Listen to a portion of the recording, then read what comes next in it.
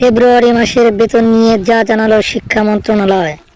বেসরকারি স্কুল কলেজে কর্মরত এমপিওভুক্ত শিক্ষক কর্মচারীদের ফেব্রুয়ারি মাসের বেতনের প্রস্তাব অনুমোদনের জন্য শিক্ষা উপদেষ্টার দপ্তরে পাঠানো হয়েছে।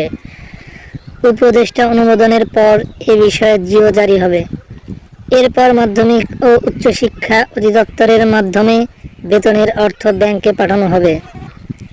রোববার 23 মার্চ দ্য ডেইলি ক্যাম্পাসের সঙ্গে আলাপকালে একথা জানান শিক্ষা মন্ত্রণালয়ের মাধ্যমিক ও উচ্চশিক্ষা বিভাগের উপসচিব বাজেট লিউজাউল জান্নাহ। তিনি বলেন, স্কুল কলেজের শিক্ষক কর্মচারীদের আসন্ন ঈদুল ফিতরের আগেই বেতন ভাতা দেওয়ার জন্য আমরা চেষ্টা করছি।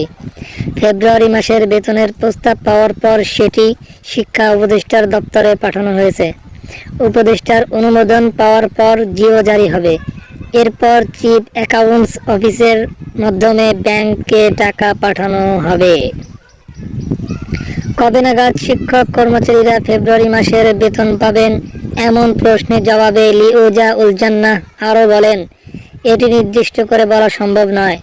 আমরা কাজ করছি, আশা করছি ঈদের আগেই তারা বেতন বোনাস পাবেন। জানা গেছে, সরকারি কর্মকর্তা কর্মচারীরা ইএফটির মাধ্যমে বেতন ভাতা পান। তবে বেসরকারি শিক্ষা প্রতিষ্ঠানে কর্মরত এমপিওভুক্ত শিক্ষক কর্মচারীদের বেতন ভাতা সরকারি কোষাগার থেকে ছাড় হলেও তা রাষ্ট্রায়ত্ত 8টি ব্যাংকের মাধ্যমে অ্যানালগ পদ্ধতিতে ছাড় হয়। এই অর্থ তুলতে শিক্ষকদের নানা ভোগান্তিতে পড়তে হতো। ব্যাংকগুলোর মাধ্যমে বেতন ভাতা ছাড়ের জন্য কয়েক পর্যায়ে অনুমোদন সহ সংশ্লিষ্ট কাজে অনেক ক্ষেত্রে এমপিওভুক্ত শিক্ষকের বেতন ভাতা পেতে দেরি হয়। অনেক সময় পরের মাসের 10 তারিখের পরেও আগের মাসের বেতন ভাতা জোটে। এ পরিপ্রেক্ষিতে গত 5 অক্টোবর বিশ্ব শিক্ষক দিবসে ইএফটিতে বেসরকারি শিক্ষকদের এমপিওর বেতন ভাতা দেওয়ার ঘোষণা দেয় শিক্ষা মন্ত্রণালয়। প্রাথমিকভাবে বেসরকারি এমপিওভুক্ত স্কুল কলেজের 209 জন শিক্ষক কর্মচারীর অক্টোবর মাসের এমপিও ইএফটিতে ছাড় হয়। পরবর্তী সময়ে গত 1 জানুয়ারি 1,89,000 শিক্ষক ইএফটির মাধ্যমে বেতন ভাতার সরকারি অংশের টাকা পেয়েছেন।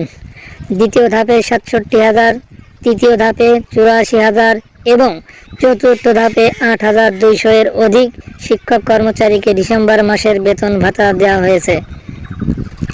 ইতিমধ্যে তারা জানুয়ারি মাসের বেতন পেয়েছেন, তবে তাদের ফেব্রুয়ারি মাসের বেতন এখনও হয়নি।